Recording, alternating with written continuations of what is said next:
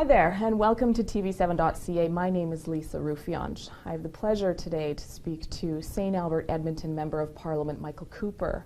Mr. Cooper, thank you so much for taking some time out of your busy day to have a discussion with us. Good to be with you, Lisa. Now, what I wanted to focus on first today was a couple of personal questions. I swear I do have a slew of political ones afterwards, but I need to know, how did you get involved in politics? In prepping for this interview, I did watch a substantial amount of your camera time out in Ottawa, some here in the city, and I'm noticing you're probably the youngest face I have seen involved in this type of politics in quite some time. Can you walk us through? You've got a degree, and then you meandered into this. How did that work out for you? Sure. Well, I'm not the youngest MP, but I'm one of the younger MPs. Mm-hmm. I got involved in politics at a young age, and it had always been an interest of mine, and my parents, who really were not political, actually encouraged me to follow that and get involved in a political party.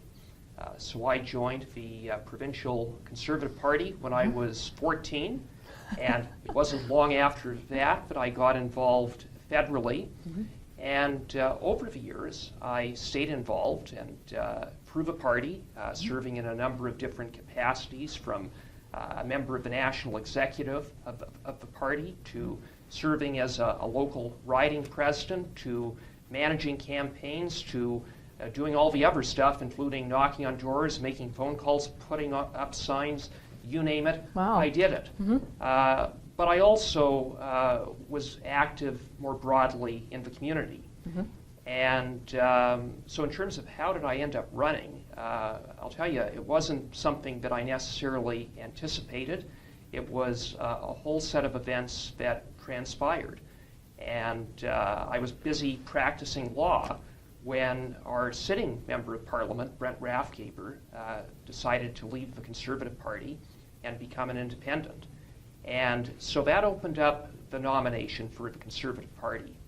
And over a few months, a lot of people in the party and some in the community approached me and asked whether I would consider running. And again, I was busy practicing law, and it was a big decision. And I had to size up who the competition might be. Was there an opportunity? And after having a lot of discussions, it became clear that the support was there to make a good run. And so I got a good team together, ran for the party nomination. We sold a lot of memberships. I met a lot of people in the community, and I was successful at the nomination stage, and then ultimately won the election, and now for the past 3 years have been the Member of Parliament for St. Albert Edmonton. Yeah, in 2015, and you never looked back. That's right. Now, with bipartisan politics, sometimes there are elements that are not necessarily enjoyable. We've touched on earlier one of the things that you enjoy about your job, which is obviously helping people and getting involved and allowing others to have a voice politically that otherwise wouldn't have one. What about your least favorite element of your current job? I think if you ask any Member of Parliament, probably 9 times out of 10, especially those from Western Canada, the answer will be the same, the travel back and forth between the riding and Ottawa. Oh, those air miles. All those air miles, and I, the House sits a good chunk of the year, and so pretty much every week that the House is sitting, I fly back Thursday or Friday night and head back to Ottawa Sunday, because I make an effort to be in the riding most weekends, because there's constituents to meet and events to go to. So. Well, that's a hell of a commute. Yeah.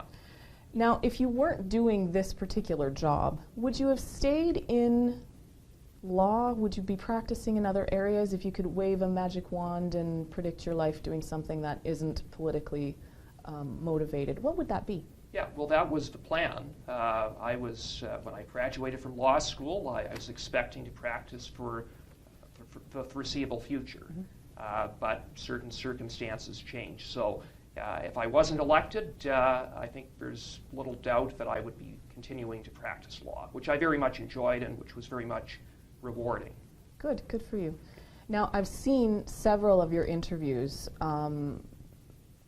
speaking in front of the House of Commons, it never failed to amaze me that in bringing forth some of these bills and standing up for people that need someone like you in order to shed some form of justice on things that, that otherwise would go ignored, I cannot help but be absolutely astounded at how you can walk into the House and have anywhere between 10 to 25-minute conversation with the Speaker without so much as a glance onto a cue card. It just seems like your ability to fight and your passion for the people that you're helping just seems to fuel everything that you want to say, and it just comes out so flawlessly and seamlessly. Is there a way that you prep for this that is, kind of helps you with that transition? Yeah, I just never read. I never read speeches. I just find to speak extemporaneously is works well.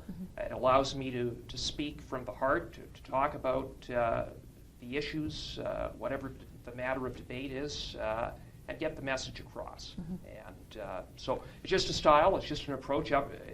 For others, sometimes they have other styles, but for me, speaking extemporaneously works best.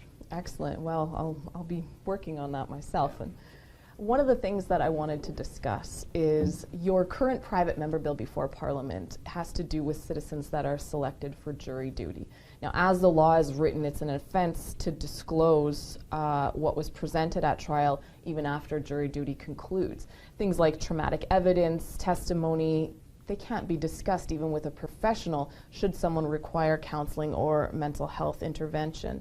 Now, can you please explain to us the bill that you're currently working on and why you think that is so important?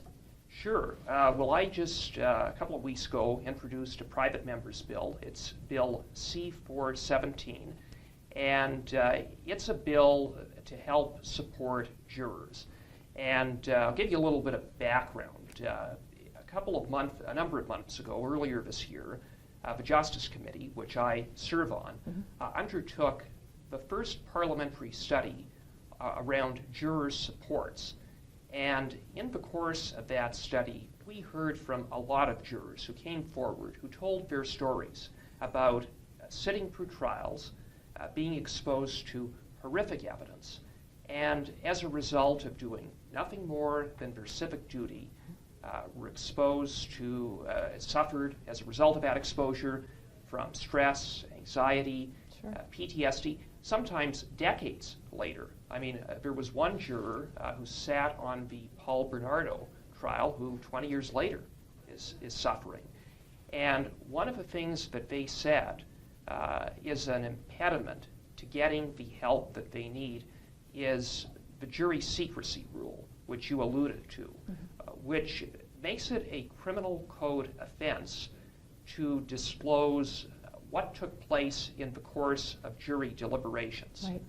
And so while jurors can talk about things broadly, they can't actually talk about what took place in those deliberations, which for many jurors is one of, if not the most stressful aspect of jury service. After all, it's a time when you really are going through all of that evidence and deliberating on it. Right. And in those very serious cases, you're deciding the fate of someone's life, even though they may be a terrible person or who are accused of doing terrible things. Just the fact that you may be putting that individual behind bars for the rest of his or her life can be very stressful. So to not be able to talk to a mental health professional about those experiences is clearly an impediment. True. So just to clarify then, if I am selected for jury duty and the trial that I happen to be a part of is one that consists of horrific evidence, reconstructions, photos, testimony that weighs on me on a mental level and an emotional level and inflicts a form of trauma on me simply because I'm doing my civic duty, the legal system, the way it is written now, basically has me stymied because I am not at liberty to go in to get the mental health care that I so desperately need afterwards because I cannot disclose these things. Do I have that right? Mostly. You Okay. would be able to access a mental health Sure, professional, sure. but to talk about what took place in deliberations, you wouldn't be able to do. And so it's a stumbling block. It's an impediment. Yeah. And that's what my bill seeks to help fix. And how is it going to do that? Well, what it will do, and it's consistent, by the way, with a unanimous recommendation of a unanimous report from Conservatives, Liberals, and New Democrats at Okay. the end of the study, which is to create a narrow exception to the jury secrecy rule. That exception would be that if you're a juror and you are suffering from PTSD or other mental health issues, that you could go to a mental health professional, you could talk about what your experiences were during those deliberations. The mental health professional, of course, is subject to confidentiality. Of course. So it would be strictly confidential, and it would be post-trial. So it would be after the fact. Now, would this be held in any form of record? Would there be anything associated with your name that after this particular trial took place, you did seek out the help of a mental health professional, you did go to counseling, that sort of thing, that would in effect strike you from being able to serve as a juror later on? Well, this wouldn't, I mean, there'd be no public record from going to a mental health professional. Or this bill strictly creates an exception. Okay, so the judicial system Yeah. doesn't therefore Yeah. ask afterwards for a report or No. any type of accountability for No. people that have gone. So it's strictly Yeah. confidential, and what you need to discuss, you can discuss in order to get yourself back into a healthy mental state. Exactly, and a former juror could go to a mental health professional now. This bill doesn't change that, but what it does is it says that if you talk about what happened in the course of your jury service in the deliberation process specifically, you would not be breaking the law. You would not be violating the criminal code. And I think it's one of those things that is a small step, a minor exception, that could really go a long way to helping former jurors get the help that they need. And it's a no-brainer. In terms of the jury secrecy rule, there's a lot of good reasons why it exists, including to ensure the finality of a verdict and just to protect, more broadly speaking, the sanctity of the deliberation process. This bill doesn't impact upon those things because, again, it's after the trial in a context that is strictly confidential. And how long has this bill been in effect, or this particular law that you're now trying to amend? I introduced the bill about 2 weeks ago. Okay. And it's really a nonpartisan issue. I was very pleased that Murray Rankin, my colleague, the MP for Victoria, who's the NDP justice critic, is the seconder of the bill. Since we announced the bill, I've been in touch with a number of Liberal MPs, some of whom have come on side, and we're now working on the minister to hopefully get the government on side with So this. it's been done this way for quite a long time, having this inability to discuss with a mental health professional. That has been the law for forever. Forever? Yeah. So it seems to be a case of once you realize a law is no longer necessarily applicable in its entirety and an amendment needs to take place, it seems to be your MO from what I've seen. There is a lot of different laws that require a form of housekeeping simply because they're outdated or their wording is such that it's now up for interpretation. Not just this jury bill withstanding, but also ones like Wynn's law that we just saw struck down last year. Can you touch briefly on your involvement in Wynn's law? What exactly the wording was that created this little bit of a loophole, and how Wynn's law was supposed to come in and make that just a little bit more, not as easy to circumvent the system? Sure. Well, Wynn's law, of course, arises from I would say, one of the most tragic events in St. Albert's history, which Agreed. was the shooting of Constable David Wynn, who lost his life in the line of duty. and Auxiliary Officer Derek Bond, who was shot, and although he survived, his life has forever changed for the worse. And the individual who was out on, who committed that horrendous crime was out on bail at the time, and when his record was pulled, the question was asked how it was possible that this guy was out on bail. He had more than 50 prior criminal convictions, numerous outstanding charges, numerous failures to appear. RCMP Commissioner Paulson asked how it was he was walking amongst us at the time. One of the reasons he was because of the fact that none of that history had been disclosed at the bail hearing. One of the reasons why it wasn't is because, as you mentioned, there was a loophole in the criminal code that provides that the criminal history of a bail applicant may be presented at a bail hearing. May rather than shall. So one little word would have made all the difference. And that was the change that Wynn's law would have proposed to change may to shall. Now, despite passing first and second reading, ultimately the bill was not upheld. Yeah. What do you think was the reason behind that? From someone like myself and our viewers from the outside looking in, it seems to be such a no-brainer to, when you're put in a situation where when you know better, you do better. This loophole has existed for enough time that it's perpetuated the death of one of our local officers. Why was this not accepted why was this bill not passed? Yeah, I think for a few reasons. I think politics definitely played a role. As an opposition member, it's very tough to get the government on side on anything. Okay.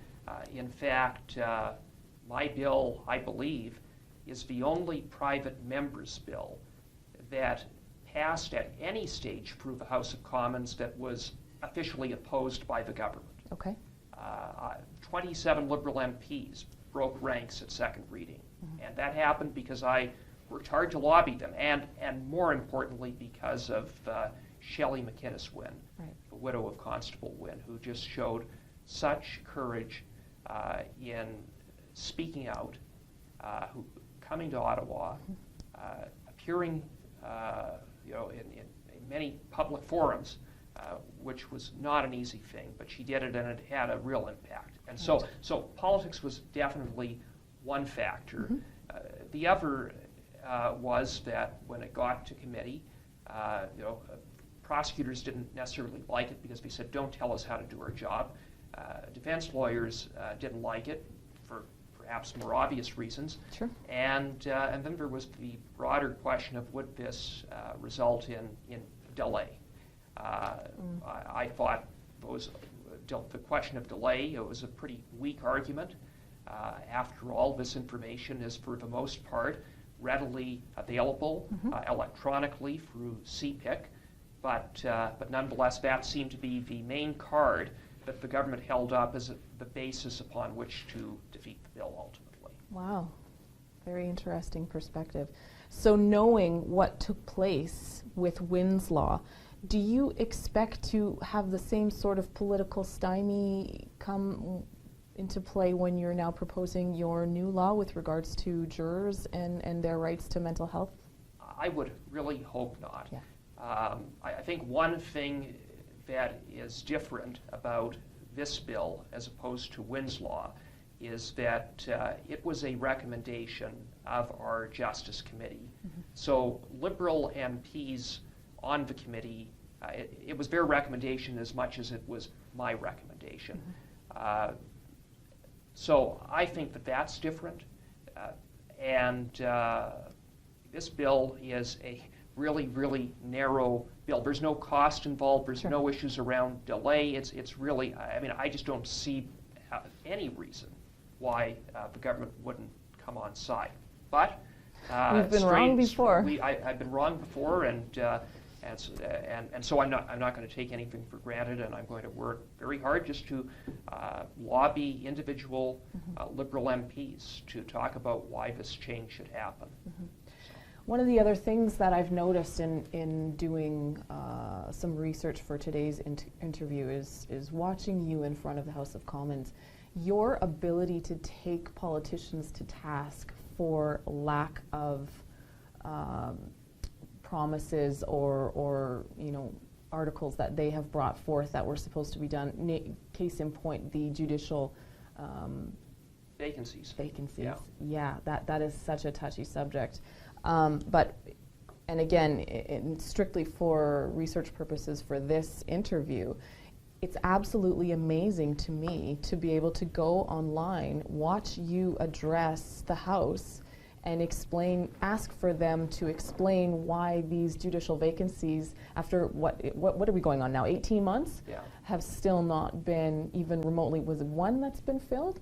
So we've got the government on one side saying we've got all of this delay, and then, they make room for the hiring of 10 to 12 new judges, and none of those positions have been filled, but yet they're all standing there banging their hands on the table going, there's still a delay, there's still a delay. Yeah. So can you explain to me what goes through your mind when you're standing up in front of the people that are supposed to be responsible for making sure our legal system works in a capacity that has us through the court process within due time, so we don't end up having the extenuating sentencing time, and then people end up getting written out of the system because of, imagine that, we don't have enough judges to hear their cases, so now too much time has gone by and we consider it not fair, so you're just, right. We'll just let you go this time. Yeah. Please tell me how that works. What is the explanation that you're getting from these people whose responsibility it is to help facilitate our judicial system? Well, there has been no clear explanation. So to answer your question, how do I feel? Disbelief. And you're right, there's a certain irony here that on the one hand, Wynn's law, the argument that was used was delay, but then on the issue of delay, the simplest, most straightforward thing that the government can do to deal with the backlog is to fill judicial vacancies in a timely manner. Don't get me wrong, that's not the be-all and end-all of solving delay, but it is the simplest and most straightforward thing to do. The thing that, frankly, the Minister of Justice has a responsibility to do, which is to fill these vacancies in a timely manner. It's become more important because of something called the Jordan decision, which was issued by the Supreme Court about a little more than 2 years ago. And what Jordan said was that we've got all this backlog in Canada's courts, and so the Supreme Court said it's unacceptable that individuals who are charged with offenses should have to wait years before their trial is concluded. And so the court imposed arbitrary timelines, 30 months for matters in Court of Queen's Bench, and 18 months in provincial court, in which delay will be deemed presumptively unreasonable if that time passes. So, say 30 months pass. The Crown then has the burden of justifying why the prosecution should continue, failing which the case would be thrown out. And we've seen a lot of cases thrown out, including murder cases, sexual assault cases, all because of delay. And then we have these judicial vacancies. Well, the minister is starting to get around to filling them, but it's really too little, too late. She has not moved fast enough, and even after Jordan, you'd think after Jordan, when suddenly the stakes got that much higher, where suddenly there was a risk of cases being thrown out, that at that point, the minister would have immediately taken action. Yeah, she didn't. Actually, under her watch, even post-Jordan, we've seen at various times her setting record levels for judicial vacancies. It was a great time to be a criminal. Yeah. Because of the inaction that we saw from from the judicial system. That's right. I mean, and that's the thing that people have to understand is when these cases are thrown out, that means it's over. Yeah. This person, the individual who is accused, is free. They're free to walk the streets. Yeah. It's over. So if a crime of a severe magnitude is committed against myself, my children, the perpetrator is caught, goes to jail, awaits trial, there is so many of these judicial vacancies in place that too much time passes according to the system that is not fair to the person that has committed this crime against myself or my children, because there's a whole lot of vacancies open, but no judges have been assigned to them. So we're just going to throw those cases out. So yeah, exactly. To the average person, myself included, that is sitting here listening to you tell the story, it seems beyond comprehensible that this is actually happening. This is not something that, you know, we're perpetuating as a little known secret. This is blatantly, obviously taking place within the House. This lack of action is putting citizens like Constable Wynn and others in jeopardy, and continues to do so by its lack of action. Yeah, a good example of it is the case of Nick Chan from Calgary. This is a guy who is the head of the so-called Fresh Off the Boat gang. He was charged with murder, but he and his gang have been linked to more than a dozen murders. Calgary police officers that I have spoken with say that Nick Chan is one of, if not the most dangerous man in Calgary. And his case was thrown out due to delay. So today, Nick Chan is a free man. And is this minister responsible for that? Well, not entirely, but she does bear some responsibility when you leave a bunch of judicial vacancies open in Alberta, where the situation around backlog and delay is most acute. Right. And so you would think that when we have those types of cases that it would really sound the alarm, but it seems it hasn't. Well, I guess only time will tell. Yeah. If you would like more information on any of the issues we've discussed here, or to find out how to throw your support behind Mr. Cooper, please visit his website, michaelcoopermp.ca, or reach out on Twitter and Facebook. Mr. Cooper, thank you so much for taking some time today to just sit down and give us a quick rundown of some of the things you've got coming up. The jury bill that is going to be passed, I believe that's up for deliberation in February. That's right. So we will be watching, hopefully, those that are doing the deliberation make the right move, because mental health is obviously an issue that nobody can be complacent about these days. So absolutely. Great. Well, thanks so much for your time. Thank you. Yeah.